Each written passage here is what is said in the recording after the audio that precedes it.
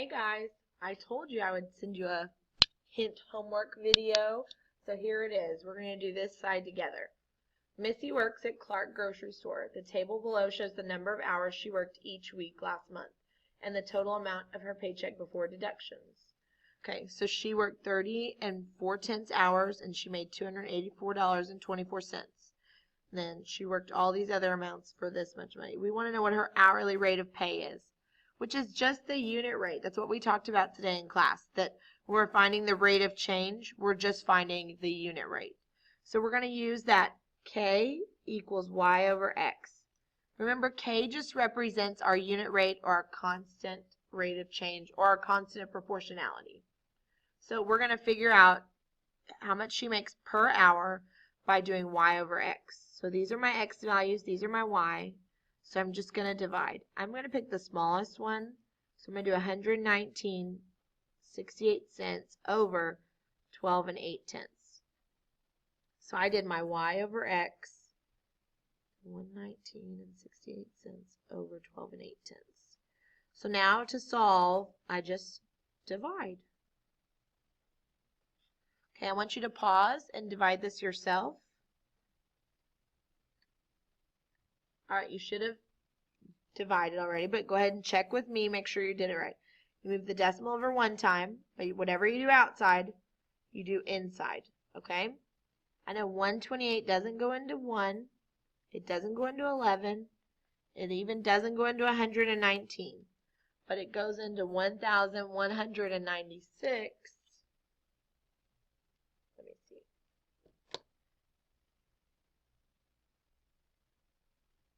9 whole times.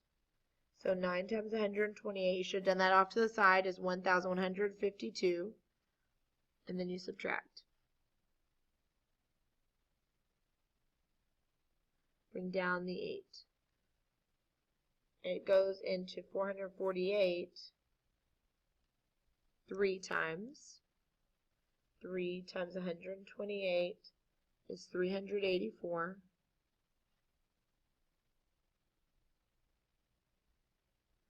14 minus 8 is 6. 640 goes into 645 times, and it goes in evenly.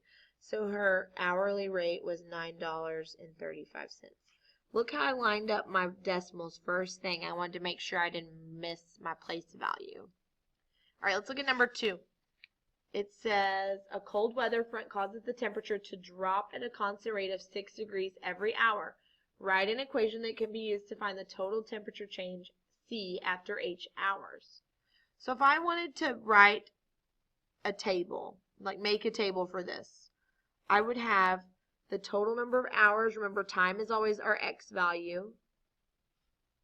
And then the temperature change would be Y. So now you're just going to use that form we talked about in our notes last night, Y equals KX. Our K is our constant rate of change.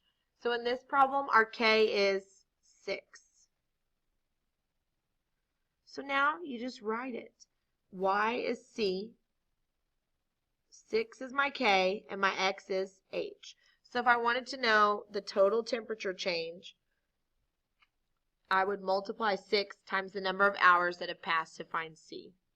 So now it says, what is the change in temperature after 7 hours?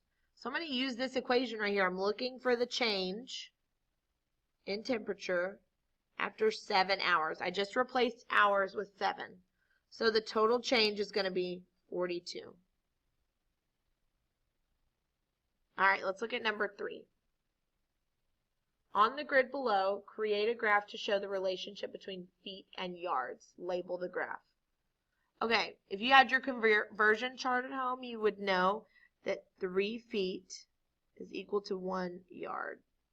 Okay? So we're going to draw a graph showing this relationship. So we're going to do feet to yards. So that means feet to yards. Remember, yards goes on bottom. So we're going to do feet as our Y. So I'm going to turn mine and label my axes. This is feet, and this is going to be yards. And I'm just going to use the measurements for what they are, but you can go ahead and write them. 1, 2, 3, 5, 6, 7, 8, 9, 10. 1, 2, 4, 5, 6, 7,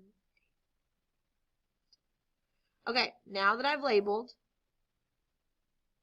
you're going to show the relationship. Well, I just told you 1 yard is equal to 3 feet. So you can go ahead and graph that point. Okay, but if I wanted to make a table, which I'm going to, we have yards and feet. 1 yard is equal to 3 feet. Okay, 2 yards is going to be equal to 6 feet.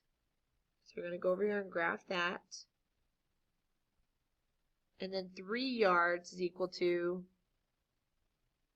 9 feet. And if you have a straight edge, you can graph this. If I have 0 yards, I have 0 feet. So it does go through 0, 0.